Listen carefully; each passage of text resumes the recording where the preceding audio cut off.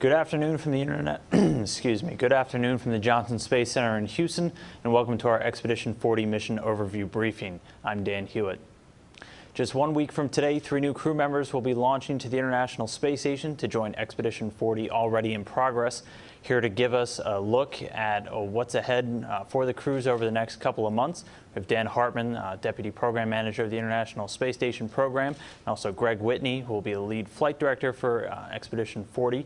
We'll start off with opening remarks from them and then open it up for questions. Dan, why don't you go ahead and start us off? All right, thank you very much, Dan, and good afternoon, everybody. Let's see, we are in the midst of a pretty heavy flight schedule that we have underway. As you know, the 37S crew returned last week, landing in Kazakhstan. Everything went perfectly. We got the crew back on 992 and got them safely back in Houston. Rick, Koichi, and Misha are doing outstanding, and it's great. I'd say congratulations to our Russian colleagues for a very, very successful mission. As you also know, SpaceX 3 landed on Sunday and reached port yesterday. They stayed on board ISS for about a month period. Very, very successful mission. We got 2 major payloads out of the trunk that we use robotically, FRAM-type devices, OPALs, and HDEV that we've put out on the external surfaces of the space station. Those are both functioning perfectly. And then SpaceX splashed down on Sunday, and we've been the spacecraft has been towed back to port. And yesterday afternoon, we got all the research samples off that were kind of our early desto. They were transferred back to Houston last night and turned over to the principal investigators. And the remaining cargo will be transferred to Houston, and we hope to get it on Friday. SpaceX did incur a minor water excursion that they saw upon opening the hatch.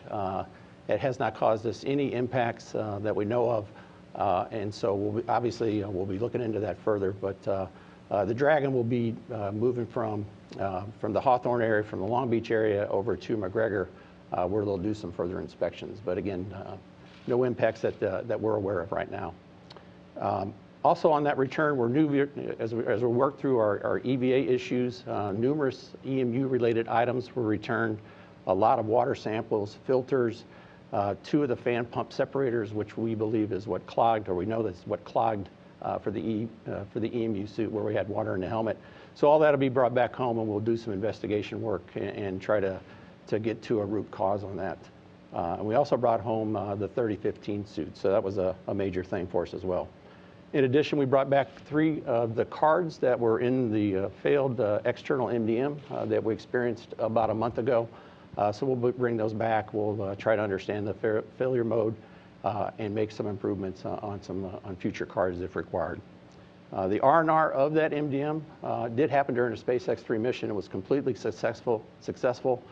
We are full up on our redundant capability on the truss segments, so that's great news. A couple weeks ago, we did experience an issue with our 3A power string. That's one of our 8 power buses that we have. A couple years ago, we had a similar failure in the box called a sequential shunt unit that we actually we reintegrated at that time a couple years ago, although we knew we probably had caused some damage inside that box. As we've suffered this failure a few weeks back and have done some investigative work, it looks like the box has incurred additional power string failures. I think each blanket that comes off one of the solar array panels has 41 circuits that head toward the SSU. Just based on some of the current that we're seeing, we think we may have damaged 5 or 6 additional strings in that SSU. And I'll say on the first failure, we think we incurred maybe 1 or 2. So this was a little bit more damage. Right now, we've elected not to reintegrate the SSU back into the prime string. Our ops teams feel very comfortable with the 7 of 8 power channels on where we stand. And so we'll go look at potentially performing an EVA, and Greg will talk a little bit about them later. We'll either integrate it into our August set of EVAs, or if we still have if we have some concern where we think we need to go out a little bit earlier, we'll plan that for the July time period. But I don't see us going out the door any time before that. Again, it's a relatively simple EVA as far as the box is concerned. There's some choreography that we need to make sure we understand it. It is not one of the big 13s that we've always talked about, so that's why you don't see us rushing out the door in an immediate manner. But it is something that we have our eyes on, and that we'll take care of. The reason why we don't want to reintegrate the box, even with, I'll say 80%, 85% of all the channels working, is there is some risk of collateral damage when you try to power that box on that we could impact some upstream or downstream components. And so we're just going to set tight, and then when the time's right, we'll go out and change that box out. And as I mentioned, Greg will talk a little bit more detail about 3 EVAs that are planned in our August time period. Obviously, we won't go EVA until we fully understand the risk associated with that from again, with Lucas and the water in the helmet. We're making great strides in understanding all aspects of that, and have a tremendous team in place that are tackling that problem on a daily basis. Again, with the 37S return and the SpaceX 3 return, we have a significant amount of evidence coming back to help us solve that problem. As far as upcoming flights, next week 39S will launch, so we're looking forward to having Max, Reed, and Alexander on the station with us to get back up to a crew size of 6. Some of our team members will be departing for the launch site tomorrow and Friday, so we're in full swing mode in supporting that. 53P will undock on June 9th. Right now, Orb 2 from Orbital Science is scheduled for June 10th, and so we're looking forward to get that set of cargo up to the station for us. The last ATV launch is still slated at the end of July, and I think its actual docking date is going to be around the August 10th, August 12th time period. So a little bit of loiter time with the ATV. And then SpaceX 4 will be late August, the early September time period. For all the research that are on those flights, and there's a tremendous amount, and it's going to be exciting. I think there's a presentation or science out briefing at 2:30 that will discuss all that, and so stay tuned for that. And with that, I'll turn it over to Greg. All right, thanks, Dan. Hi, I'm Craig Whitney, the lead flight director for Increment 40, which started about a week ago when the 37S crew undocked from the space station. That was the crew of Koichi Wakata, Rick Mastracchio, and Misha Turin.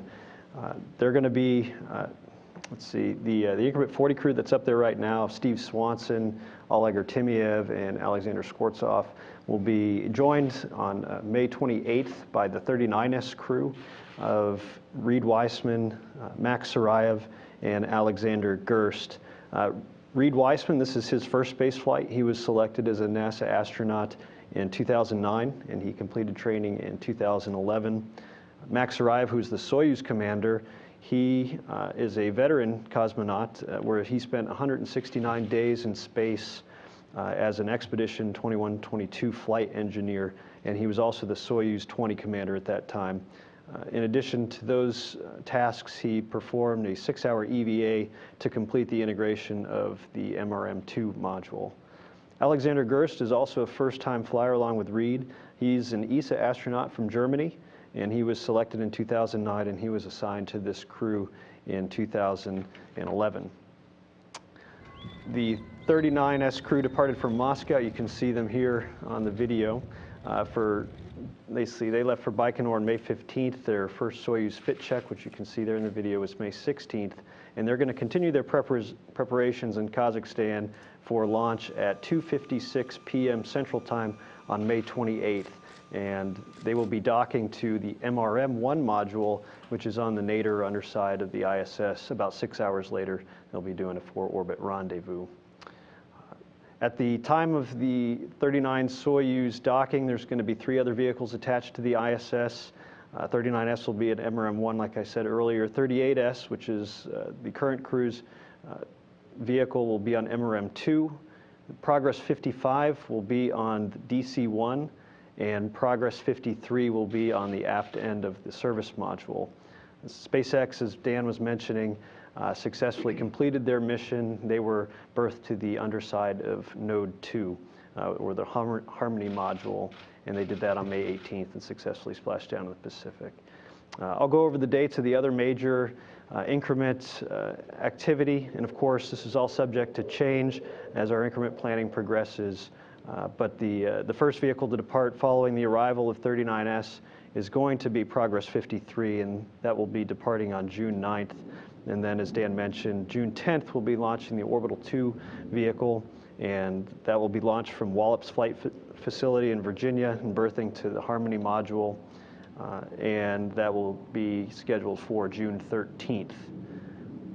Our first EVA of the increment will be June 19th, and the spacewalkers will be Alexander Skvortsov and Oleg Artemyev.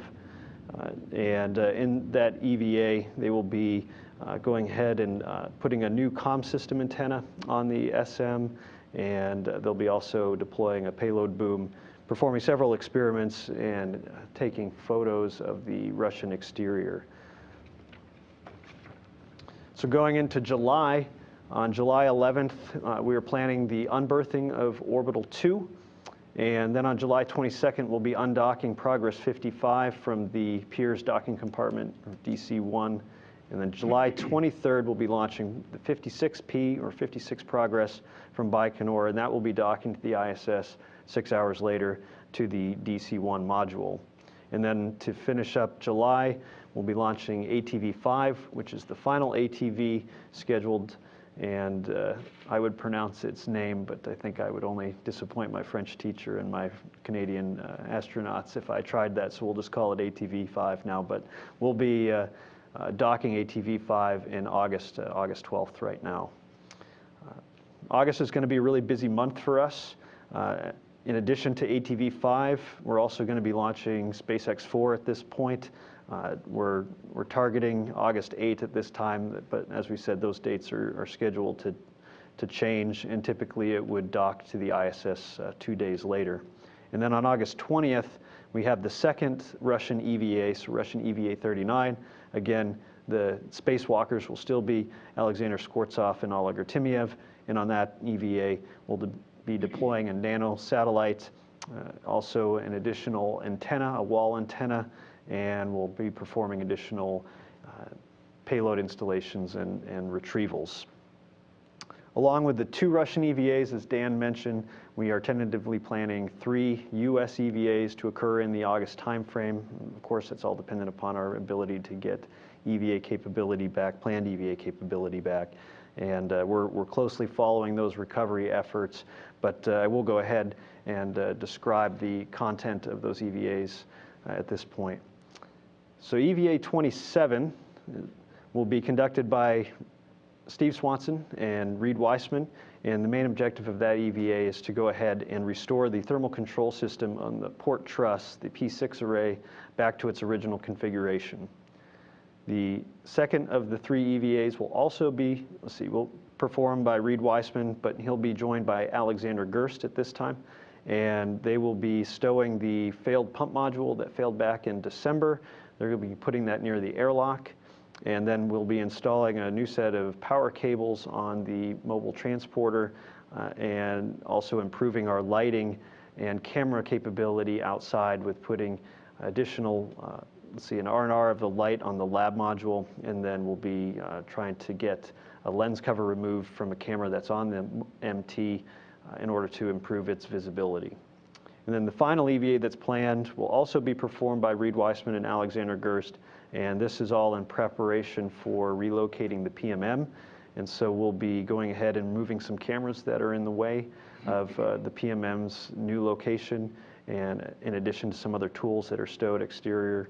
And then we'll be relocating a WETA, which is a wireless camera capability. It allows us to get the video from the EVA crew members' helmets, and we'll also continue to improve our camera capability outside as well. So that we'll keep you updated on the EVA statuses and planning throughout the increment, and that basically conducts the EVA part of the mission. And then in September, we'll be looking at the departure of SpaceX-4, and that will be on September 7th. And then September 10th, just a few days later, increment 40 will end, and that will be with the departure of the 38S crew, which is Steve Swanson, Alexander Skvortsov, and Oleg Artemyev.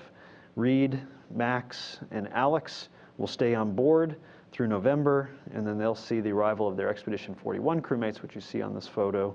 And those crewmates are Butch Wilmore, Alexander, and Yelena Serova, and they'll be coming up in late September.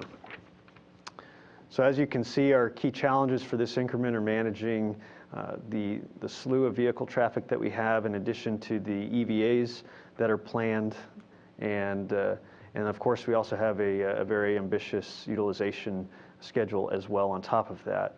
And so it's going to be a challenging time for both the ground and the onboard crew, but we're looking forward to it, and it'll be a great mission.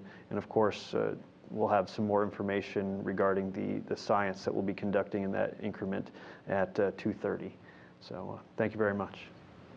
Okay, thanks, Greg. We'll go ahead and open it up for questions now. We'll start here in the room, and then we'll take questions via the phone. Why don't we go ahead and start, Mark?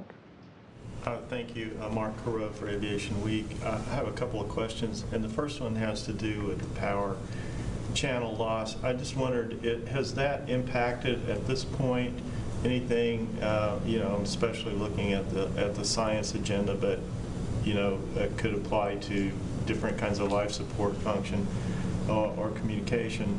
And I'm sort of wondering, how much kind of margin or time do you have to address that? Is that something you can get to when you can, or is it something you would like to do pretty soon when you can restore maintenance EVAs? Sure. So the loads that were on 3A, we transferred over to 3B, and so we've got complete capability of, so we didn't lose any functionality. So we, all of our regen system, everything in the Node 3 lab is fully operational. And Greg might be able to help me out, but I don't, and honestly, I don't know of any restrictions as associated with the science campaign that we're trying to run as well. So of the power channels on station, you know, if you go through 1A, 1A, 1B, all, you know, 3A was, I should say it was a good one to fail from an overall criticality aspect. The reason why we're kind of hedging our bets on the EVA is you can get into the discussion on the next worst failure, and so we've done that work as well. There are a couple scenarios where you certainly would want to go out there and fix the box pretty quickly, and so we're working on the procedures to get the EVA potted NBL runs, procedure work that the EVA teams do. So we'll be ready to go. We basically asked MOD to find a good home for it. If they can't find a good home for it, fairly comfortable we can get it, mix it in with the August. If not, we'll go conduct this, and probably that'll be the thing we go do. If we do the SSU swap on an upcoming prior to the August EVAs, we'll probably just go do that sole function and take care of that box and come back in. Again, we want to make sure we preserve, we want to fully understand before we go operational EVAs that we fully understand our root cause and we're comfortable in that. And so that looks like that's going to take us, you know, into July to go perform, to do that, to keep on going through all the samples that we got home and then coming up with root cause and getting ourselves 100% comfortable. Then I had a follow-up on the spacewalk plans, and you mentioned doing some setup work for moving the PMM, and I'm wondering if you can look out even on a rough scale. Can you sort of explain when that might happen? And then I believe all this is sort of tied in to develop, establishing a docking capability for the commercial crew. And I'm just sort of trying to gather the out context on what that will be about. I think I can probably handle that. So we're trying to free up and try to create 2 berthing ports and 2 docking ports. So eventually our docking ports will be Node 2 forward and Node 2 zenith. We'll maintain a berthing port on Node 2 nadir, and we need to move some hardware around to make sure we have a berthing port for cargo vehicles on Node 3 nadir. And so is that the right, Node 3 nadir? That's the game plan and that requires the shuffling that we have to do with the PMM and things like that. So again, we're trying to maintain a prime redundant backup for both our commercial crew cargo vehicles, as well as our crewed vehicles and our cargo vehicles, prime redundant ports. Okay, Robert. With regards to the upcoming Soyuz launch, the previous launch had an issue that resulted in a delayed rendezvous, resulting back to the older two-day rendezvous. Can you just summarize the understanding of why that occurred and the confidence that it won't occur again? Sure. And Greg, you probably help me out if I need some. But there's a time, so they're based on where they were on their trajectory and their attitude and their rates. They missed, I think, the DV3 burn, by about, 1 degree, 1.5 degrees. They were off in attitude. They've gone back and looked at that and have acknowledged that that is way too tight of a tolerance for what really needs to be in play. Honestly, I think they're surprised they hadn't seen it before. And so they've widened that tolerance band out a little bit, and so don't expect any issues. And just to follow up on the previous set of questions about the EVAs, the move of the PMM is, if I'm correct, is in support of adding the beam to the station. Has the delay in being able to do maintenance spacewalks or prepare for that caused a delay to when you expect the beam to be launched and added? No, I think beam is still slated for SpaceX 10, and we need to get all this commercial crew, the C2, V2, the docking, the IDAs in place. That's well before when beam will show up. SpaceX, it might be, Eric, I need to probably go back and look at that. It might be SpaceX 8, and so I need to go follow up on that, on when beam flies. But it's not driving anything we're doing associated with the EVAs, location of the beam. Okay, we'll go ahead and go to our phone bridge now. We'll start off with Elizabeth Howell with Universe Today. Elizabeth, you there?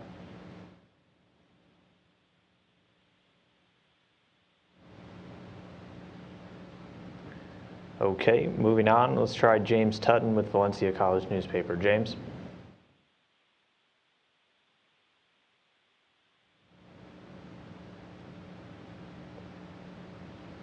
Okay, looks like we might have lost our phone bridge. Any follow-ups then here in the room? Mark? Yeah, I'd like to kind of follow up on my own question about the docking hardware that will eventually be placed on for commercial crew. And I'm wondering if you can tie that a little bit more into moving the PMM and what happens after you move it in order to establish that capability. And I may need to go back and get a refresher on it, Mark. I think there's movement of modules deals with clearance envelopes on visiting vehicles that come and go. Certainly the front, the node 2 is pretty clear, but I think associated with where we put that second berthing part is what's really causing us to get into the module swap around. I don't know, Greg, if you have anything else on that, but I think that's the clearances for these visiting vehicles that come in. I think that's the prime reason. But we certainly have that information. It's just not off the top of my head. The space suit question.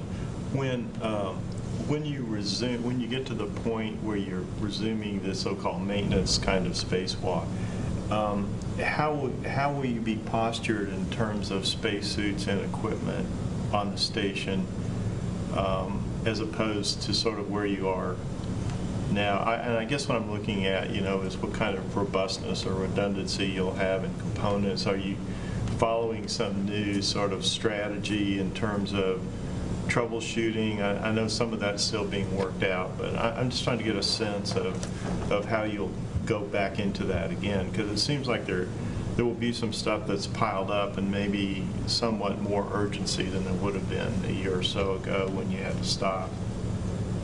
As far as protecting ourselves for the capability for EVA, we'll still maintain 4 suits on orbit. So that was our plan. That will still be our plan. I think we'll end up flying additional spares to support the EMU suit.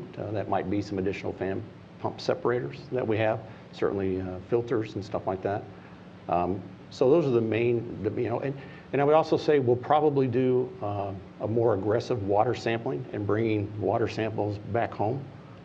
Till we really can understand the water chemistry that makes up the flows in and out of the suits. So we're kind of always on the learning curve where we're seeing any kind of trends, and so we can aggressively attack the problem at that time. Those are the main changes I think that we are going to go implement. Okay, any more? All right, short briefing today. That'll wrap it up. Like they both alluded to, we're going to have a science forum coming up at 2:30 p.m. Central. We'll be looking at science going up soon. and also all the science happening over the next 10 years or so of the International Space Station. So to be sure to tune in for that. And as always, you can get all of the latest on the International Space Station, the expeditions, and the science by going to nasa.gov/station. Thanks for joining us.